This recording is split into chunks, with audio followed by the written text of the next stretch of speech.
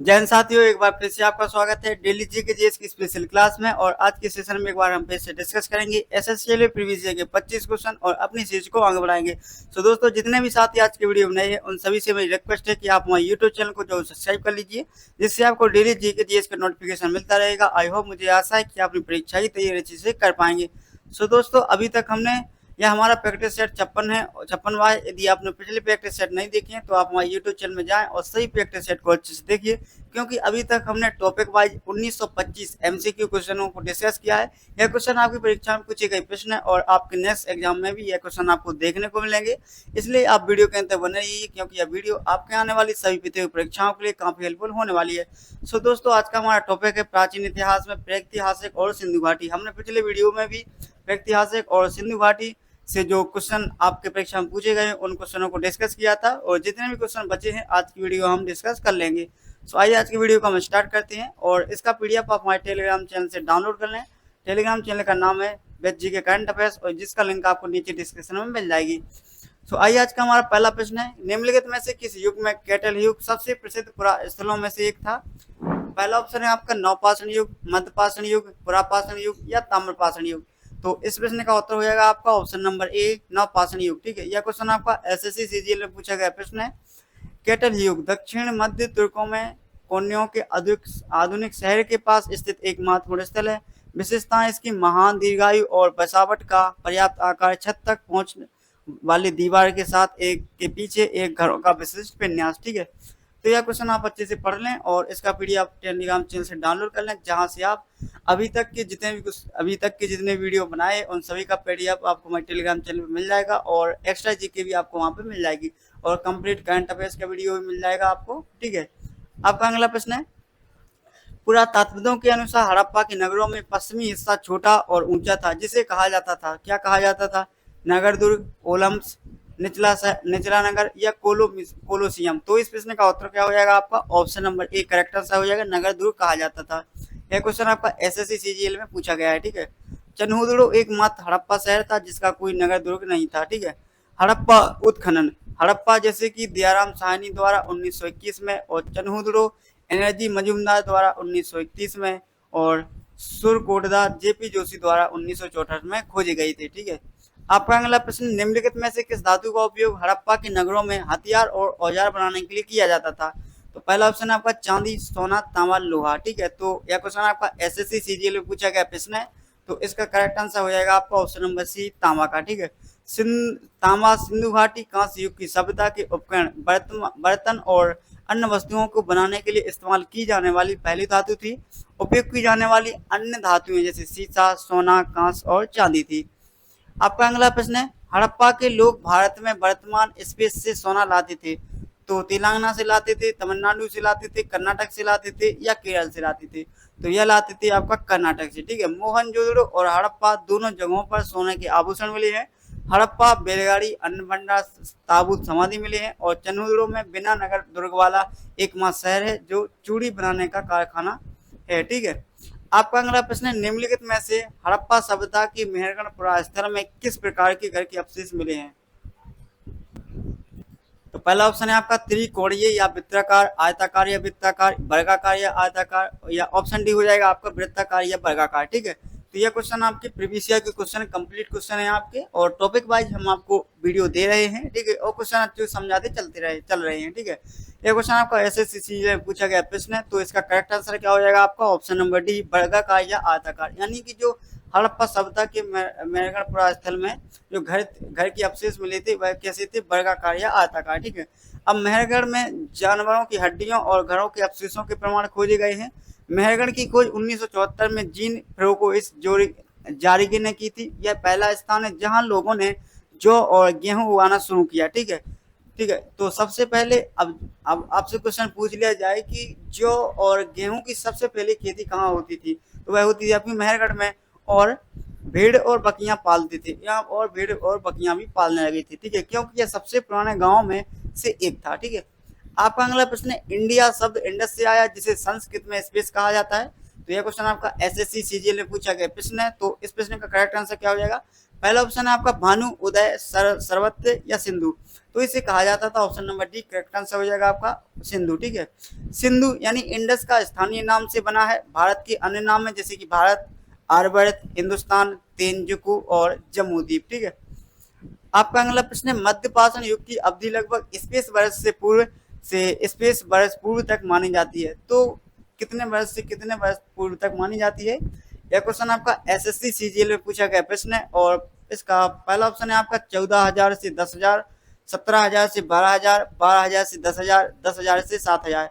तो इस प्रश्न का उत्तर हो जाएगा आपका ऑप्शन नंबर सी 12,000 से 10,000। ठीक है, निम्नलिखित में से क्या हड़प्पा वास्तुकला में एक दुर्ग के भाग नहीं थे? तो पहला ऑप्शन है आपका अनाज के लिए गोदाम, महत्वपूर्ण लोगों के लिए बृहद स्नानागार, धार्मिक समारोह के लिए अग्निवेदीय, जनता के लिए आवासीय भवन।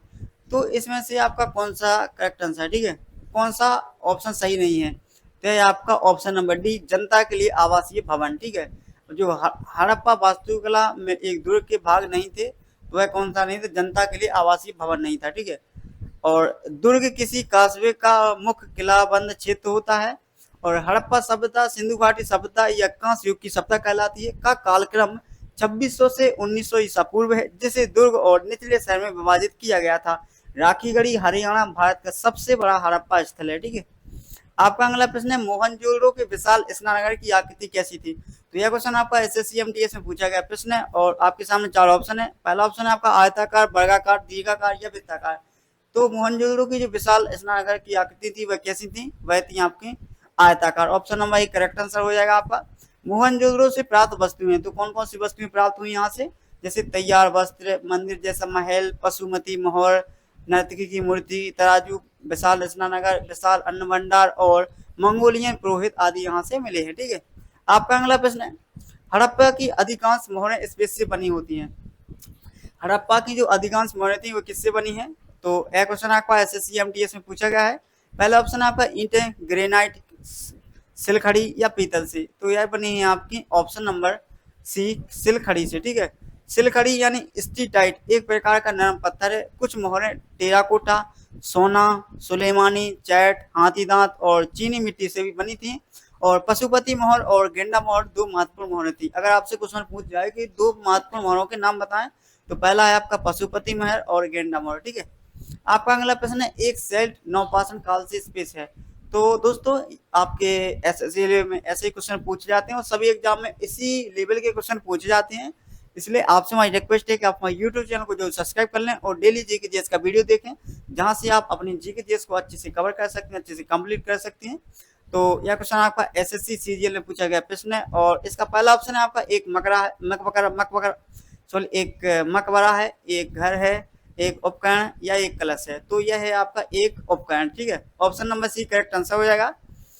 नेक्स्ट क्वेश्चन है आपका कि माइक्रोलिथ का इस्तेमाल प्रारंभिक मनुष्यों द्वारा किया जाता था। तो सिक्के के लिए, पत्थर के औजार के लिए, कपड़े के लिए या मिट्टी के बर्तन के लिए। तो इस प्रश्न का उत्तर हो जाएगा आपका ऑप्शन नंबर डी पत्थर के औजार का इस्तेमाल प्रारंभिक मनुष्यों द्वारा किया जाता था। तो माइक्रोलिथ का उपयोग भाले के बिंदुओं और तीर के निशानों में किया जाता था। इन उपकरणों का उपयोग बड़े जानवरों के मांस सहित नए खाद्य पदार्थों को काटने, कुचलने और उन तक पहुंचने के लिए किया जाता था। ठीक है, आपका अगला प्रश्न है निम्नलिखित में से कौन भारत में पुरातात्विक महत्व का एक पुरापाषाण स्थल है? तो पहला ऑप्शन एसएससी एमटीएस में क्वेश्चन पूछा गया है और पहला ऑप्शन आपका चिरांद, बुर्जहोम, हुंसगी, मेहरगढ़। तो इसमें से कौन सा ऑप्शन सही हो जाएगा आपका? ऑप्शन नंबर सी हुंसगी। ठीक है, तो दोस्तों मुझे आशा है कि आपको सभी क्वेश्चन यहाँ पर अच्छे समझ में आ रहे होंगे, आपको वीडियो काफी पसंद आ रही होगी और आप हम सभी साथियों ने हमारा यूट्यूब चैनल को सब्सक्राइब कर लिया है। और जितने भी साथी हमारा अभी तक सपोर्ट कर रहे हैं उनका तहे दिल से शुक्रिया, धन्यवाद। और आप हमारे साथ ऐसे ही बने रहें। अपने दोस्तों के साथ यह वीडियो जरूर शेयर करें, सब्सक्राइब करवाएं हमारे चैनल को, ताकि हम आपके लिए और ऐसी वीडियो बना सकें और आप उन्हें अच्छे से देख सकें और आप अपनी परीक्षा की तैयारी अच्छे से कर सकें। ठीक है, आपका नेक्स्ट क्वेश्चन है निम्नलिखित में से कौन सा हड़प्पा स्थल अफगानिस्तान में स्थित है? पहला ऑप्शन है आपका सोरतगुई, बालाकोट, नागेश्वर, कालीबंगा। तो इस प्रश्न का उत्तर हो जाएगा आपका ऑप्शन नंबर ए सोरतगुई। ठीक है, आपका अगला प्रश्न है सिंधु घाटी सभ्यता के निम्नलिखित में से कौन से स्थल सिंधु नदी के तट पर नहीं है? तो पहला ऑप्शन आता है चंदोदड़ो, मोहनजोदड़ो, रोपड़ या कोट दिजी।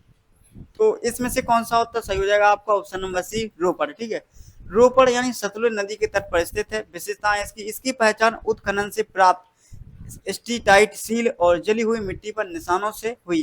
तांबे के औजार, साथ ही टेराकोटा के मोती और चूड़ियां भी खोजी गई। ठीक है, आपका अगला प्रश्न है।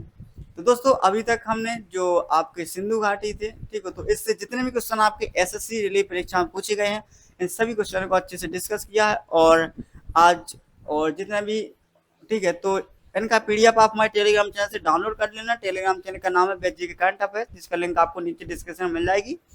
और आज से हम शुरू करेंगे वैदिक युग। ठीक है, अब वैदिक युग से जितने भी क्वेश्चन आपके पूछे जा रहे हैं और पूछे गए, उन सभी क्वेश्चनों को यहाँ पर डिस्कस करेंगे, इसलिए आप वीडियो के अंत तक बने रहिए।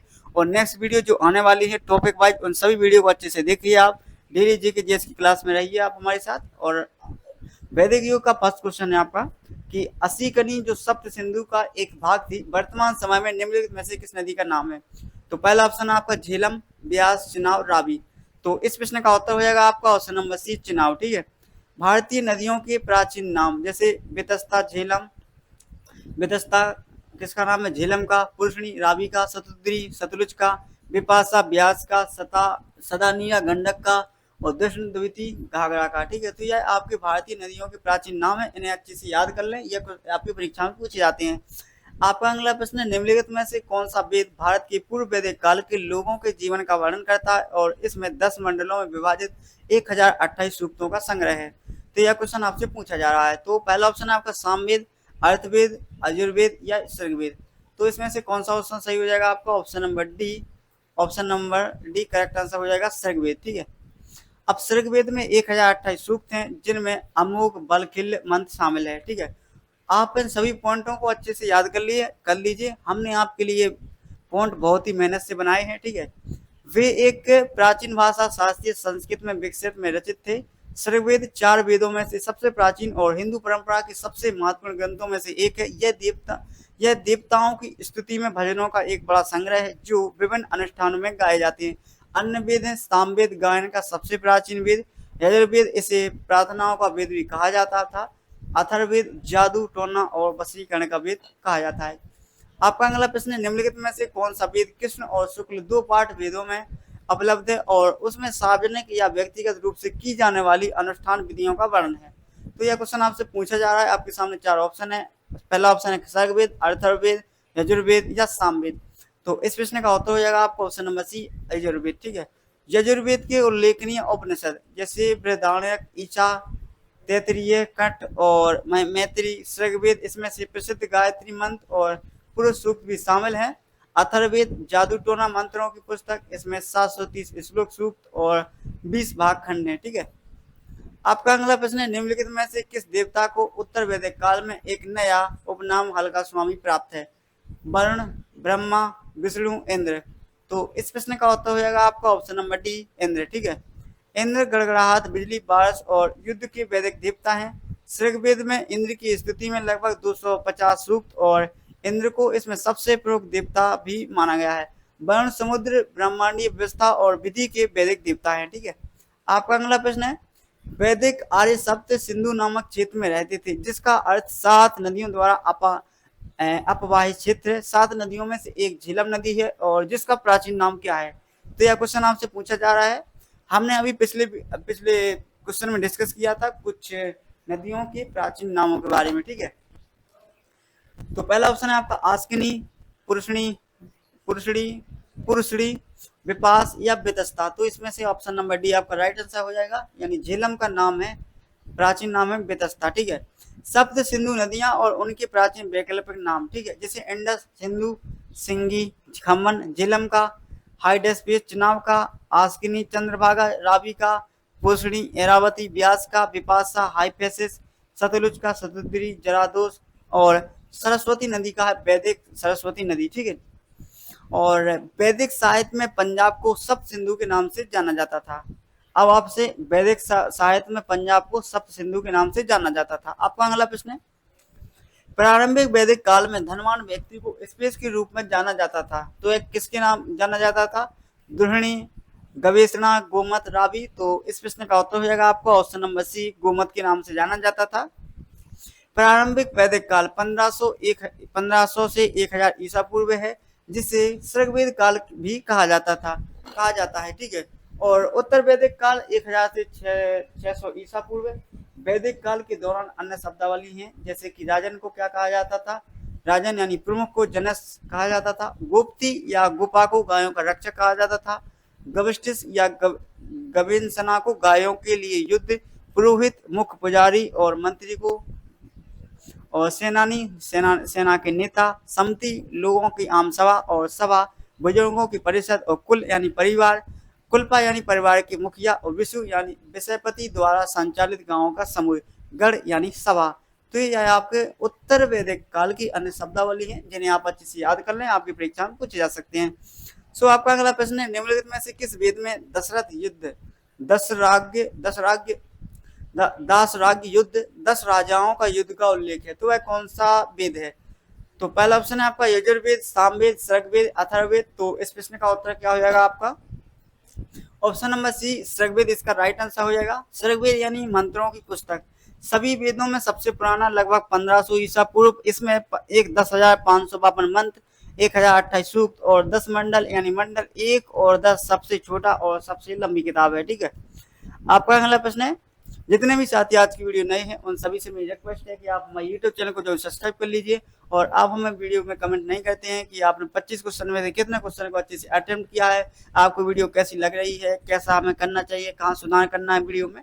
तो ये सब चीज़ें आप हमें कमेंट बॉक्स में बताएं ताकि हम नेक्स्ट वीडियो आपके और बेहतरीन तरीके से बना सकें। आपका नेक्स्ट क्वेश्चन है, उत्तर वैदिक काल में निम्नलिखित में से कौन सा वर्ण मुख्य रूप से खेती, पशुपालन और व्यापार जैसे काम करता था?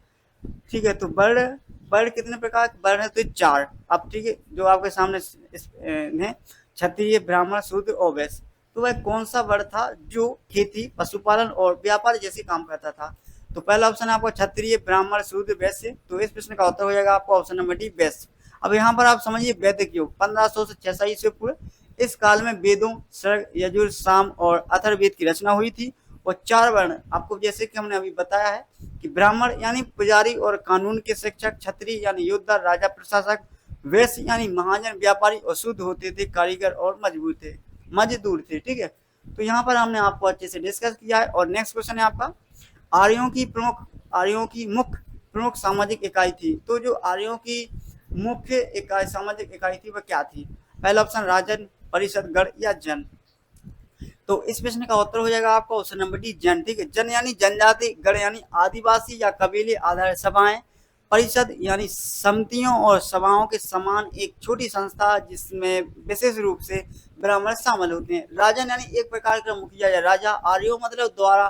आर्यों द्वारा प्रयुक्त अन्य शब्द हैं, जैसे कि अयस यानी धातुओं के लिए प्रयुक्त शब्द है, तांबा कांसा के लिए, और कुल यानी परिवार, कुलपा यानी परिवार का मुखिया, और ग्रामीण यानी गाँव का मुखिया, और संगीत यानी कोषाध्यक्ष, ठीक है। आपका अगला प्रश्न है, 4 वेदों में से किसमें बुरी आत्मा और बीमारियों से बचने के लिए जादू मंत्र और तंत्र मंत्र का संग्रह है? तो वह कौन सा वेद है आपका? ठीक है, तो पहला ऑप्शन है आपका ऋग्वेद, सामवेद, यजुर्वेद या अथर्ववेद। तो इस प्रश्न का उत्तर हो जाएगा आपका ऑप्शन नंबर डी, अथर्ववेद, ठीक है। अथर्ववेद, ठीक है, जादुई मंत्रों का ग्रंथ है। इसमें 730 सूक्त और 5987 मंत्र और 20 अध्याय खंड है। सामवेद संगीत भजन का संग्रह है, ग्रंथ है और गायन का सबसे पहला संदर्भ। इसमें 1875 श्लोक हैं। यजुर्वेद अनुष्ठानों की संग्रह, अनुष्ठानों का पुस्तक। 2 प्रकार हैं, जैसे कृष्ण यानी काला और शुक्ल यानी सफेद। ये चारों वेद ही संहिता एक संग्रह है, ठीक है। आप दोस्तों जैसे कि आपको पता है कि हमने 25 क्वेश्चन डिस्कस कर लिए हैं, और दोस्तों जितने भी अभी हमने क्वेश्चन डिस्कस किए हैं इसका पीडीएफ आप हमारे टेलीग्राम चैनल से डाउनलोड कर लें, जिसका लिंक आपको नीचे डिस्क्रिप्शन में मिल जाएगी। और टेलीग्राम चैनल का नाम बैच जी के करंट अफेयर्स, जहाँ पर आप सर्च करेंगे तो वहाँ पर भी आपको हमारा चैनल शो हो जाएगा। और मिलते हैं नेक्स्ट वीडियो में। दोस्तों आप हमें कमेंट बॉक्स में प्लीज़ आपसे मेरी रिक्वेस्ट है कि जरूर बताएं कि आपको वीडियो कैसा लगा। प्लीज़ आपसे हमारी रिक्वेस्ट है, बहुत ही हाथ जोड़कर रिक्वेस्ट है कि आप हमारे इस वीडियो में कमेंट करें सभी साथी। मैं आप सभी कमेंट को देखूंगा, आज कितने साथी हमारे कमेंट करते हैं आज की वीडियो में, ठीक है। मिलते हैं नेक्स्ट वीडियो में, जब तक के लिए आप पिछली वीडियो का रिवीजन कीजिए, हमारे यूट्यूब चैनल को सब्सक्राइब कर लीजिए, ठीक है। जय हिंद, जय भारत, वंदे मातरम।